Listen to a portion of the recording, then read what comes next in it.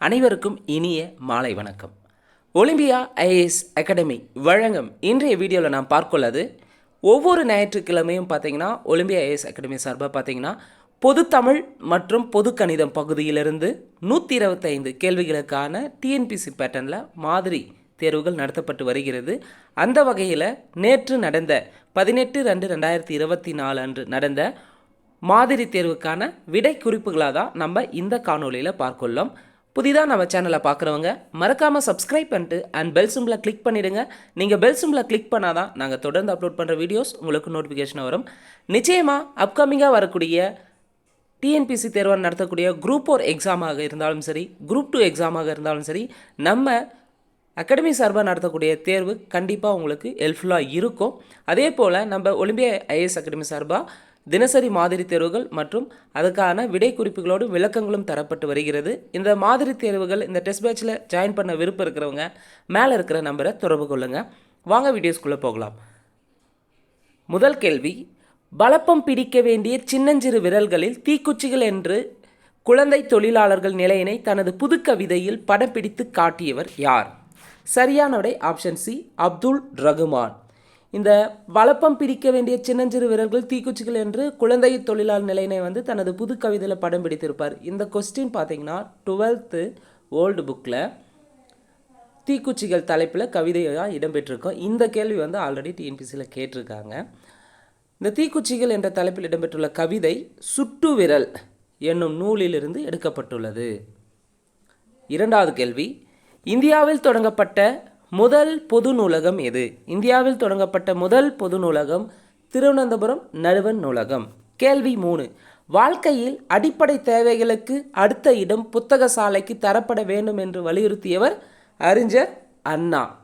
கேள்வி 4, சமரச சன்மார்க்க நெறிகளை வகுத்தவர் யார்? ராமலிங்க அடிகள் வள்ளலார் என்றும் அழைக்கப்படுகிறார்.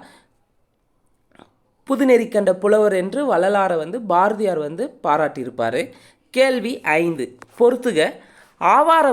ஆவாரம்பூனாவே சர்க்கரை நோயை குணப்படுத்தக்கூடியதாக இருக்கும். வாழைப்பூ எதுக்கு பயன்படுனா வாழைப்பூ வயிற்றுப்புண்ணை குணப்படுத்தும். வல்லாரை நினைவாற்றலை பெருக்கும். முடக்கத்தான் இலை பார்த்தீங்கன்னா மூட்டு வலியை சரிப்படுத்தும், சரியாக்கும். அப்போ சரியான விடை ஆப்ஷன் சி 2, 4, 1, 3. கேள்வி 6, முசிறி துறைமுகப்பட்டினத்தில் பந்தர் என்று பெயரிடப்பட்ட இடம் யாருக்கு சொந்தமானதுன்னா அரேபியர் வணிக செய்த இடத்தை குறிக்கக்கூடியது. கேள்வி 7, மூவலூர் ராமாமிர்தம் அம்மாள் வாழ்ந்த காலம். மூவலூர் ராமாமிர்தம் அம்மாள் வாழ்ந்த காலம் பார்த்தீங்கன்னா 1883 பிறந்து 1962 இயற்கை எழுதியிருப்பாங்க. கேள்வி 8, பொறுத்துக. தோவாலைனா பூச்சந்தைக்கு ஃபேமஸானது. அய்யலூர்னா ஆட்டுச்சந்தை. ஈரோடுனா ஜவுளிச்சந்தை. நாகப்பட்டினம்னா மீன் சந்தை. இப்போ சரியான விடை ஆப்ஷன் சி. கேள்வி 9, சந்திர மண்டலத்தியல் கண்டு தெளிவோம் என பாடியவர் பாரதியார்.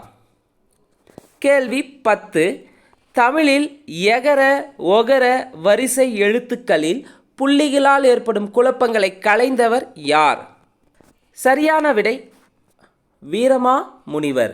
தமிழில் எகர ஒகர வரிசை எழுத்துக்களில் புள்ளிகளால் ஏற்படும் குழப்பங்களை களைந்தவர் வீரமா முனிவர். கேள்வி 11, கல் தோன்றி மண் தோன்றா காலத்தே வாளோடு முன் தோன்றி மூத்த குடி என கூறும் நூல் எது? புறப்பொருள் வெண்பாமாலை. புறப்பொருள் வெண்பாமாலை நூலின் ஆசிரியர் அயனாரிதனார். கேள்வி 12, கிபி 2ஆம் நூற்றாண்டில் தாலமி என்பவரால் மல்லியர்பா என்னும் துறைமுகமாக சுட்டப்படும் பகுதி எது? எதுனா இன்றைய மயிலாப்பூர். மயிலாப்பூராதான் மல்லியர்பா என்று குறிப்பிட்டிருப்பார் யாரு? தாலமி. கேள்வி 13, இந்தியாவின் தேசிய பங்கு வீதம் என்னும் ஆய்வுக்காக கொலம்பியா பல்கலைக்கழகத்தில் முனைவர் பட்டம் பெற்றவர் யார்? சட்ட மாமேதை அண்ணல் அம்பேத்கர். கேள்வி 14, மணக்கொடை வாங்கும் திருமணங்களில் கலந்து கொள்ள மாட்டேன் என மணக்கொடை முறைக்கு எதிர்ப்பு தெரிவித்தவர் யார்? காயிதே மில்லத். சரியான விடை. கேள்வி 15, பொறுத்துக. வீரமாமுனிவர் எந்த நாட்டைச் சேர்ந்தவர்? வீரமாமுனிவர் இத்தாலி நாட்டைச் சேர்ந்தவர். ஜி போப் இங்கிலாந்து நாட்டைச் சேர்ந்தவர். கால்டுவெல் அயர்லாந்து நாட்டைச் சேர்ந்தவர். சீகன் பால்கு ஜெர்மனியைச் சேர்ந்தவர். சரியான விடை ஆப்ஷன் டி 4, 3, 1, 2. கேள்வி 16. கொய்யாக்கனி என்ற நூலை எழுதியவர் யார்? கொய்யாக்கனி, பாவிய கொத்து, பள்ளிப்பறவைகள், நூறாசிரும். யார்? பாவலரேறு பெருஞ்சித்திரனார் எழுதியிருப்பார். கேள்வி 17. முதலில் 5ஆம் பிராயத்தில் வித்தியாபியாசம் செய்யும் பொழுது தாய் தந்தையர் பிள்ளைகளை ஆசிரியர்களிடம் அடைக்கலமாக கொடுத்து வந்தனர். ஊவேசா. மேற்கண்ட வரியில் வித்தியாபியாசம் என்பது என்னன்னா, வித்தியாபியாசம்னா கல்வி பயிற்சி. கேள்வி 18. கூற்று காரணம் கேட்டிருக்காங்க. கூற்று காரணம் தேப்போ மீனாட்சி சுந்தரனாரின் காணல் வரி புது வகையான ஆராய்ச்சி நூல். காரணம் சிலப்பதிகார காப்பியத்தை காணல் வரி என்னும் பகுதியை மையமாக இயக்கி செல்வது என்னும் கொள்கையை இதன் மூலம் நிலைநாட்டினார். சரியான விடை கூற்று காரணம் இரண்டுமே சரி. கேள்வி 19.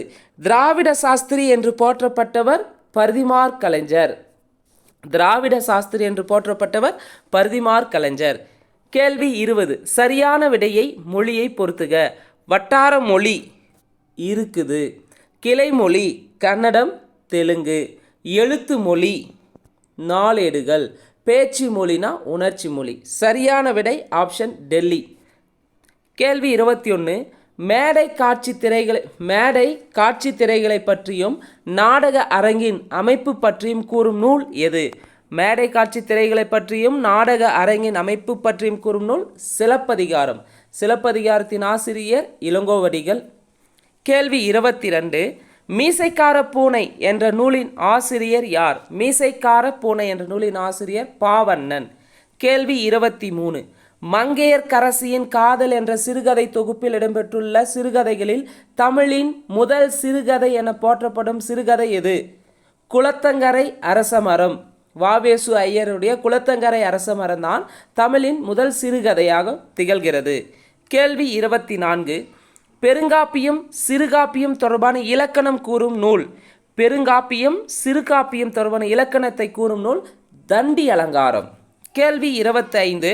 சரியான விடையை தெரிவு செய். கீழ்கண்ட செய்திகளில் கூத்துப்பட்டறை நா. முத்துசாமி பற்றிய சரியான செய்தியை தேர்ந்தெடுன்னு கேட்டிருக்காங்க. 1. தாமரை திரு விருது பெற்ற நா. முத்துசாமி புலியாட்டம் தோன்ற காரணமாக இருந்தவரா? கிடையாது. கலை ஞாயிறு நா. முத்துசாமி நாடக கலையை மீட்டெடுப்பதே தமது குறிக்கோளாக கொண்டவர். சரி. நா. முத்துசாமி தெருக்கூத்தை தமிழ் கலையின் முக்கிய அடையாளமாக்கியவர். சரி. கேள்வி என்னன்னா சரியான செய்தியை தேர்ந்தெடுன்னு கேட்டிருக்காங்க. அப்போ சரியான விடை 2 மற்றும் 3. டி ஆப்ஷன் சரியானது. கேள்வி 26. இந்திரா காந்தி படித்த விஸ்வபாரதி கல்லூரி அமைந்துள்ள மாநிலம் எது? விஸ்வபாரதி கல்லூரி எங்கே இருக்குன்னு பார்த்தீங்கன்னா மேற்கு வங்காளம். கேள்வி 27. நாளும் கிழமையும் நலிந்தோர்க்கில்லை, ஞாயிற்றுக்கிழமையும் பெண்களுக்கில்லை என்று பெண்ணுரிமைக்கு குரல் கொடுத்த கவிஞர் யார்? நாளும் கிழமையும் நலிந்தோர்க்கில்லை, ஞாயிற்றுக்கிழமையும் பெண்களுக்கில்லை என்று பெண்ணுரிமைக்கு குரல் கொடுத்த கவிஞர். சரியான விடை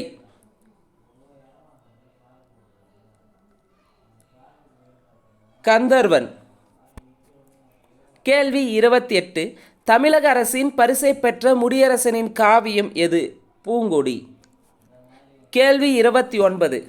நதி வெள்ளம் காய்ந்து விட்டால் நதி செய்த குற்றமில்லை என்ற திரை இசை பாடலை இயற்றியவர் யார்? கண்ணதாசன். கேள்வி 30. எது உம்மை தொகை? இலக்கண குறிப்பு. அண்ணனும் தம்பியும். என்ற வார்த்தை மறைந்து வந்துள்ளது. அண்ணனும் தம்பியும். அப்போ உம்மை தொகையானது சரியானது ஆப்ஷன் ஏ. கேள்வி 31. செல்வி செய்தால் என்பதன் பிறவினை வாக்கியம்.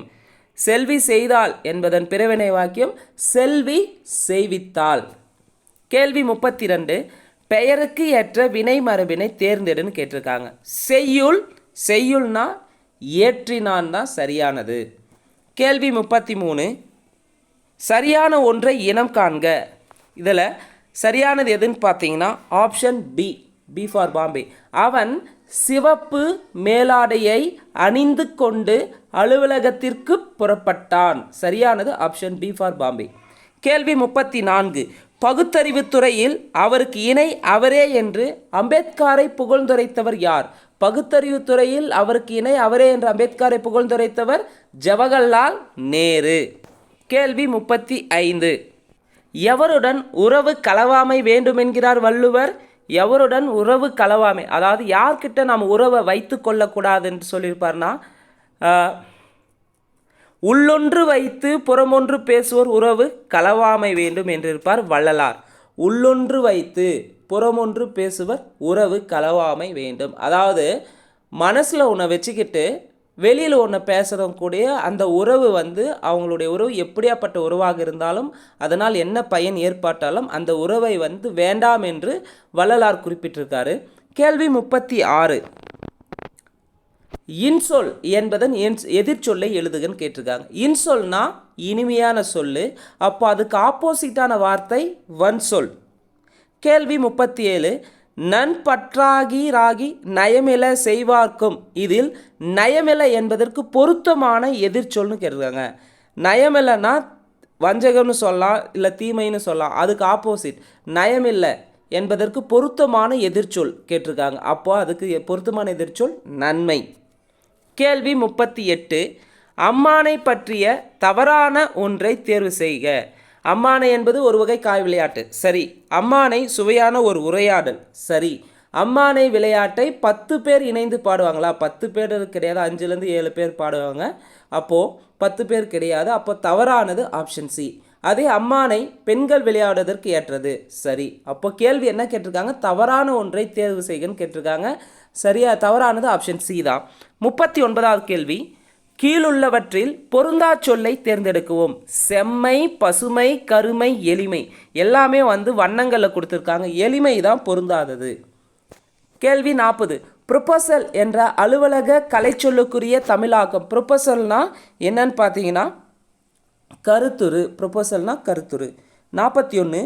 ஒலி வேறுபாடு அறிந்து சரியான பொருளை தேர்ந்தெடு. கரி, கரி. கரினா யானையை குறிக்கும், கரி அப்படி என்றால் காய்கறியை குறிக்கும். கேள்வி 42. பொருந்தா இணையை கண்டறிக. கோலம்னா அழகு, கூலம், இந்த கூலம் பார்த்தீங்கன்னா தானியன்னு வந்திருக்குன்னு, இங்கே கூலம் பள்ளிக்கு வரலா போட்டிருக்காங்க. அப்போ பொருந்தாத ஆப்ஷன் பாம்பே. குழவினா குழந்தை, சரி. கூரைனா புடவை, சரி. அப்போ தவறானது ஆப்ஷன் பாம்பே. 43. தே என்பதன் பொருள். தே என்பதன் பொருள் கடவுள். கேள்வி 44. பூமி என்னும் பொருள் தரும் ஓர் எழுத்து ஒரு மொழி எது? பூமி என்னும் பொருள் தரும் ஓர் எழுத்து ஒரு மொழினா கூ. கூ என்பதன் ஓர் எழுத்து ஒரு மொழிக்கான பொருள் கூனா பூமி. கேள்வி 45. அண்டர் கிரவுண்ட் ட்ரைனேஜ் என்பதன் பொருத்தமான தமிழ் மொழிபெயர்ப்பு எது? அண்டர் கிரவுண்ட் ட்ரைனேஜ்னா புதை சாக்கடை. கேள்வி 46. சொற்களை ஒழுங்குபடுத்தி சரியான சொற்றொடரை தேர்ந்தெடு. கலர் நிலம் இல்லாத கல்வி பெண்கள். அப்போ இதுக்கு சரியான சொற்றொடர் என்ன? கல்வி இல்லாத பெண்கள் கலர் நிலம். பாரதிதாசன் சொல்லியிருப்பார் இது. 47வது கேள்வி. முறையான சொற்றொடரினை கண்டறிக. அப்போ முறையான சொற்றொடரினை கண்டறிக 4 ஆப்ஷனில் ஏதோ ஒன்று மாறி இருக்கு, அதில் சரியானது கேட்டிருக்காங்க. எதுனா ஆப்ஷன் பி தான் சரி. என்னென்னா விழிகளை இழக்க நேரிட்டால் கூட தாய் தமிழினை இழந்துவிடக்கூடாது என்று எண்ணியவர் ரா இளங்குமரனார். சரியான விடை ஆப்ஷன் பாம்பே. 48வது கேள்வி. பங்கர் நினைவு அறக்கட்டளை சொற்பொழிவு என்ற தலைப்பில் இலங்கை யாழ் பல்கலைக்கழகத்தில் உரை நிகழ்த்தியவர் யார்? தனிநாயகம் அடிகள். கேள்வி 49. சரியான அகரவரிசையை தேர்ந்தெடு. சரியான அகரவரிசைனா சரியானது ஆப்ஷன் சி. உழவு, ஏர், மண், மாடு. கேள்வி 50. சின்னூல் என்ற பெயருடைய இலக்கண நூல் எது? சின்னூல் என்ற பெயருடைய இலக்கண நூல் நேமிநாதம். நேமிநாதத்தின் ஆசிரியர் குணவீர பண்டிதர். கேள்வி 51. புதுநெறி கண்ட புலவர். புதுநெறி கண்ட டைப்பிங் மிஸ்டேக் ஆயிருக்கு, சேஞ்ச் பண்ணிக்கோங்க. புதுநெறி கண்ட புலவர் என்று யார் போற்றுகிறார்? புதுநெறி கண்ட புலவர்னா வள்ளலார். வள்ளலாரை யார் போற்றுகிறார்னா அப்படின்னு அழைத்தவர் பாரதியார். சரியான விடை ஆப்ஷன் ஏ. புதுநெறி கண்ட புலவர் என்று வள்ளலாரை பாரதியார் போற்றியிருப்பார். கேள்வி 52.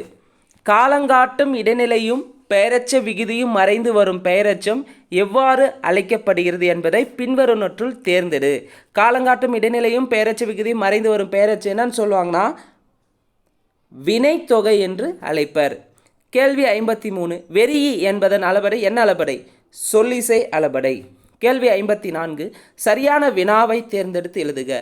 தமிழரின் விருந்தோம்பல் பண்பின் அடிப்படை தனித்து உண்ணாமை. அப்போ சரியானது தமிழரின் விருந்தோம்பல் பண்பின் அடிப்படை யாது? சரியானதை ஆப்ஷன் டெல்லி. கேள்வி 55. எவ்வகை வாக்கியம் என கண்டுபிடி. ஐயோ முள் குத்தி விட்டதே. இது எவ்வகை வாக்கியம்? உணர்ச்சி தொடர். கேள்வி 56. கீழ் வருவனவற்றுள் செய்வினை வாக்கியம் எது? கீழ் வருவனவற்றுள் செய்வினை வாக்கியம் எது?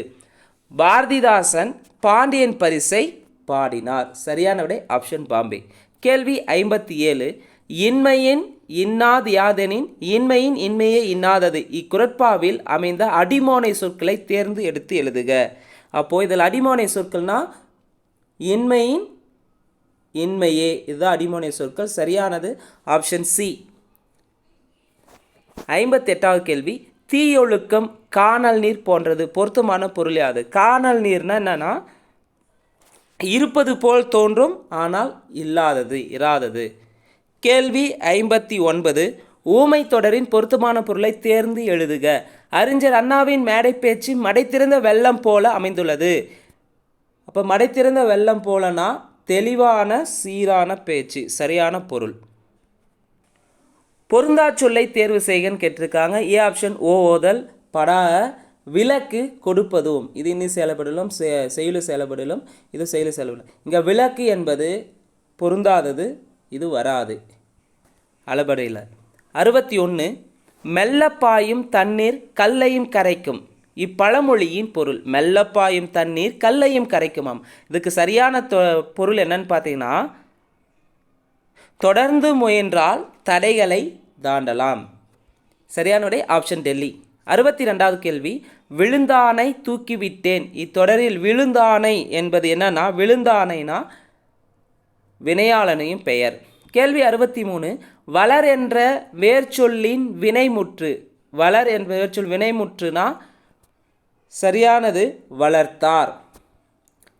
கேள்வி 64. பரப்பு மீன். இச்சொல்லின் வினையடி பரப்பு. கேள்வி 65. தென்னன் என்பது எவ்வகை பெயர்? தென்னன் என்பது இடப்பெயர் சொல். கேள்வி 66. இறைவனுக்கும் ஆண்டாளுக்கும் திருமணமான இடம் எது? இறைவனுக்கும் ஆண்டாளுக்கும் திருமணமான இடம் திருவரங்கம். கேள்வி 67. நுண்துளி தூங்கும் குற்றாலம் என்று பாடியவர். நுண்துளி தூங்கும் குற்றாலம் என்று பாடியவர் திருஞான சம்பந்தர் அல்லது சம்பந்தர்னு கொடுப்பாங்க. நுண்துளி தூங்கும் குற்றாலம் என்று பாடியவர் திருஞான சம்பந்தர். கேள்வி 68. தமிழ் இலக்கியத்தில் முதலாக தாலாட்டு பாடியவர். தமிழ் இலக்கியத்தில் முதலாக தாலாட்டு பாடியவர் யார்னா பெரியாழ்வார்.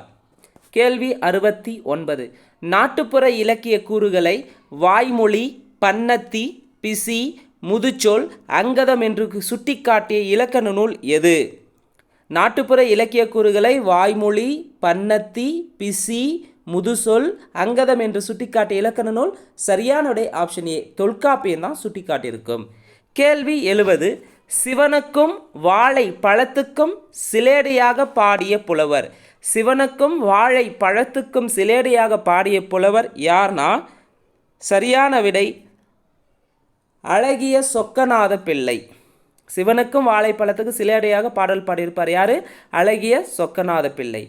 கேள்வி 71. தமிழின் முதல் பாவடிவ நாடக நூல் எது?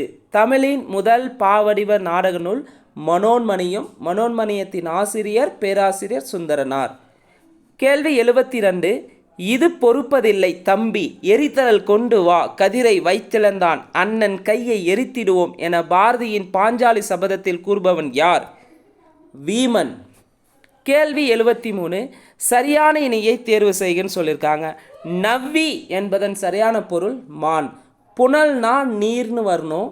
அதே முகில்னா மேகம்னு வந்திருக்கணும். உகுதல்னா சொரிதல்னு வந்திருக்கணும். மற்ற 3 ஆப்ஷன் மாற்றி தந்திருக்காங்க, பார்த்துக்காங்க. கேள்வி 74. வாயில் இலக்கியம் என்று அழைக்கப்படும் நூல் வகை. வாயில் இலக்கியம் என்று அழைக்கப்படும் நூல் வகை எதுன்னு பார்த்தீங்கன்னா தூது. கேள்வி 75. நச்சிலைவேல் கோக்கோதை நாடு என்று குறிப்பிடப்படும் நாடு எது? நச்சிலைவேல் வேல்னா எந்த நாட்டை குறிக்குன்னா நச்சிலைவேல் கோக்கோதை நாடுனா சேர நாட்டை குறிக்கும். கேள்வி 76. குலசேகர ஆழ்வாரின் பெருமாள் திருமொழி 4000 திவ்ய பிரபந்தத்தில் எந்த தொகுப்பில் உள்ளது? குலசேகர ஆழ்வார் பாடியது பெருமாள் திருமொழி. பெருமாள் திருமொழியில் 105 பாசுரங்கள் உள்ளன. இந்த பெருமாள் திருமொழி 4000 திவ்ய பிரபந்தத்தில் 1000 தொகுப்பில் இடம்பெற்றுள்ளது. கேள்வி 77. அருண்மொழி தேவர் என்ற இயற்பெயர் உடையவர் யார்? அருண்மொழி தேவர் என்ற இயற்பெயர் உடையவர் சேக்கிலார். சேக்கிலாரின் இயற்பெயர் அருண்மொழி தேவர். பெரிய புராணத்தை எழுதியது யாருன்னா சேக்கிலார் தான் எழுதியிருப்பார். கேள்வி 78. ஊனமில் ஊக்கமும் ஒளிர காய்த்தனல் தீன் எனும் செல்வமே பழுத்த சேனகர். இதில் தீன் என்பதன் பொருள் என்ன? தீன்னா மார்க்கத்தை குறிக்கும். கேள்வி 79. மதுரை காண்டம், கூடற்காண்டம், திருவாலவாய் காண்டம் என்ற 3 காண்டங்களும் இடம்பெற்றுள்ள நூல் எது? மதுரை காண்டம், கூடற்காண்டம், திருவாலவாய் காண்டம் என்ற 3 காண்டங்களும் இடம்பெற்றுள்ள நூல் திருவிளையாடற் புராணம். திருவிளையாடற் புராணத்தின் ஆசிரியர் பரஞ்சோதி முனிவர். சிலப்பதிகாரத்தின் ஆசிரியர் இளங்கோவடிகள். கம்பராயணத்தின் ஆசிரியர் கம்பர். கேள்வி 80. கோவலன் தன் தீது இழல் என்று யாரை குறிப்பிடுகிறான்? கோவலன் பார்த்தீங்கன்னா தன் தீது இழல் என்று யாரை குறிப்பிடுகிறான்னா மாதவியை குறிப்பிடுகிறான். கேள்வி 81. உரைப்பாட்டு மடை எனும் தமிழ் உரைநடை பகுதி இடம்பெற்றுள்ள நூலை இயற்றியவர். உரைப்பாட்டு மடைனாவே எதுனா சிலப்பதிகாரம். சிலப்பதிகாரத்தை எழுதியது யார்? இளங்கோவடிகள். கேள்வி எப்படி இடம்பெற்றுள்ளதுன்னு பாருங்கள். உரைப்பாட்டு மடை எனும் தமிழ் உரைநடை பகுதி இடம்பெற்றுள்ள நூலை இயற்றியவர் இளங்கோவடிகள். கேள்வி 82. உலக உயிர்களுக்கு உண்டியும் உடையும் உரையலும் கொடுப்பது எதுவென மணிமேகலை சுட்டுகிறது? உலக உயிர்களுக்கு உண்டியும் உடையும் உரையுளும் கொடுப்பது எதுவென மணிமேகலை சுட்டுகிறது? மணிமேகலை சுட்டுறது அறத்தை குறிப்பிடுகிறது. மணிமேகலையின் ஆசிரியர் சீத்தலை சாத்தனார். கேள்வி 83. சரியான இணையை தெரிவு செய்க. துகிர்னா பவளம்னு வந்திருக்கணும், அப்போ இது தப்பாக இருக்குது. நொடைனா விலை. சரியானது ஆப்ஷன் பாம்பே.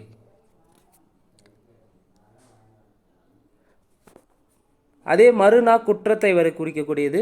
துகிர்னா பவளம். அடுத்து கிளினா துணியை குறிக்கக்கூடியதாக இருந்திருக்கும். மாற்றி வந்திருக்கு. அவங்க அங்கே சரியானது கேட்டிருக்காங்க. பி ஆப்ஷன் தான் சரியானது. மறுநா குற்றம், கிளினா துணி வந்திருக்கணும், துகிர்னா பவளம் வந்திருக்கணும். நொடைனா சரியான பொருள் விலை. கேள்வி 84. பேரண்ட தோற்றம் குறித்த அறிவியல் செய்தினை குறிப்பிடும் சங்க இலக்கியம். பேரண்ட தோற்றம் குறித்த அறிவியல் செய்தினை குறிக்கும் சங்க இலக்கியம் எதுன்னு பார்த்தீங்கன்னா பரிபாடல். கேள்வி 85. சங்க இலக்கிய நூல்களுள் பண்ணோடு பாடப்பட்ட நூல் எது? சங்க இலக்கிய நூல்களுள் பண்ணோடு பாடப்பட்ட நூல் பரிபாடல். பரிபாடலை இசைப்பாடல் என்று அழைக்கப்படுகிறது.